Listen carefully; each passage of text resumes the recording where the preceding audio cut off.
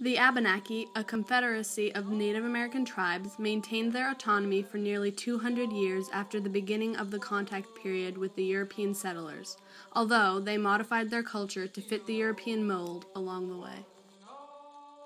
The Abenaki, who called themselves the Al-Nambak, were broken up into two groups, the Eastern Abenaki and the Western Abenaki. The two main differences between those two tribes were the languages they spoke and the areas they lived in. Each tribe spoke a different subdivision of the Algonquin language. The Western Abenaki lived in what is present-day New Hampshire, Vermont, and northern Massachusetts, while the Eastern Abenaki resided in present-day Maine, New Brunswick, and Nova Scotia. The Eastern Abenaki were the larger of these two groups and included the Penobscot, Passamaquoddy, Maliseet, Kennebec, Ossipee, and Pigwacket tribes. The Western included the Sakaki, Cowasuck, and Missisquoi. The pre-contact population of the Abenaki totaled around 10,000 people. The ancestors of the Abenaki lived in North America about 3,000 years prior to the contact period. During the hundreds of years leading up to the contact period, the Abenaki lived a peaceful life full of rich culture. In the spring, the Abenaki tapped maple and birch trees to make syrup. At first, a birch bark container was used to collect sap. Later, iron kettles obtained by trade with the Europeans were used. Along with tapping trees, the Abenaki fished for fish as well as seals and dolphins. They hunted passenger pigeons and gathered spring greens, ground nuts, and wild potatoes. In May, they planted tobacco and corn, beans, and squash, which they called the Three Sisters. Hunting was done by bow and arrow, knife, or spear. These tools plus the club were used in warfare. Hooks, lines, nets, and spears were used for fishing. In the winter, snowshoe was the predominant means of travel. Birch bark or wooden dugout canoes were used to travel in the summer. Toboggans and woven baskets were used to transport goods. Later, baskets were made of splint obtained from the Europeans. Men were tasked with hunting, fishing, fighting in battle, and making houses, canoes, and tools. Women's responsibilities included childcare, cooking, gardening, gathering plants for eating, and preparing skins and clothing. Men wore a breechcloth and belts and moosehide moccasins which were lined with rabbit fur in the winter. Young men wore their hair loose and long with an occasional headband. Married men wore their hair in a knot or coil. Women wore their hair long or loose or in two braids, for which this tribe was known for. They wore moccasins, leggings, knee-length skirts, and blouses. Caps were worn for warmth as well as fashion. The Western Abenaki was a patriarchal society, which means that the people trace their ancestry through the father's side of the family. Villages consisted of up 1,000 people with several families of the same patrilineage living in the same house.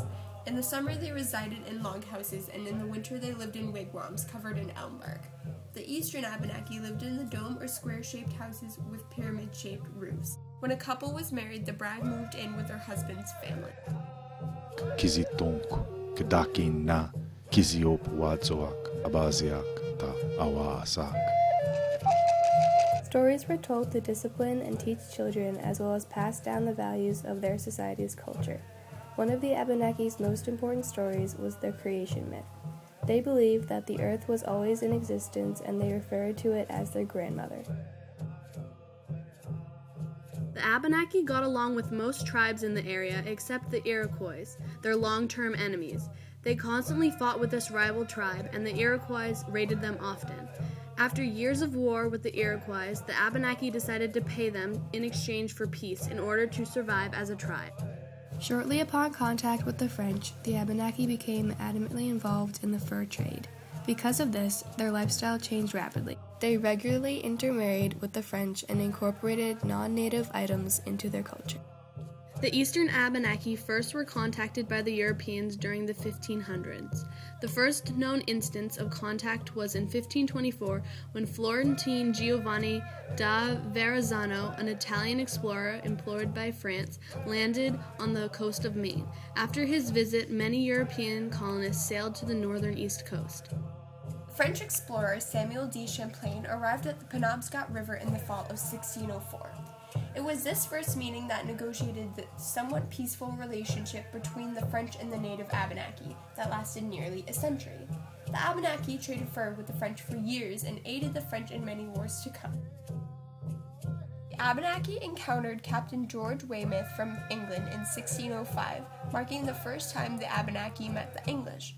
This sparked a future of rough relationship between the Abenaki and the English, full of fighting. In 1607, the English began to build a colony at Sagadahoc, a place in the Abenaki's territory. The Abenaki fought against this establishment, and in less than a year, the English abandoned this attempt. In the 1660s, many Puritans sailed across the Atlantic to New England to escape the English Civil War. They arrived on Abenaki land, but Massasoit, the chief of an Abenaki tribe, maintained peace with the English for several years. Massasoit died in 1661, and his son, Metacom, took over the tribe. However, Metacom, also called King Philip, tried but could not keep up the truce that his father had formed with the English. In 1675, a tribe of Indians from southern New England attacked some of the English colonial settlements. This became known as King Philip's War.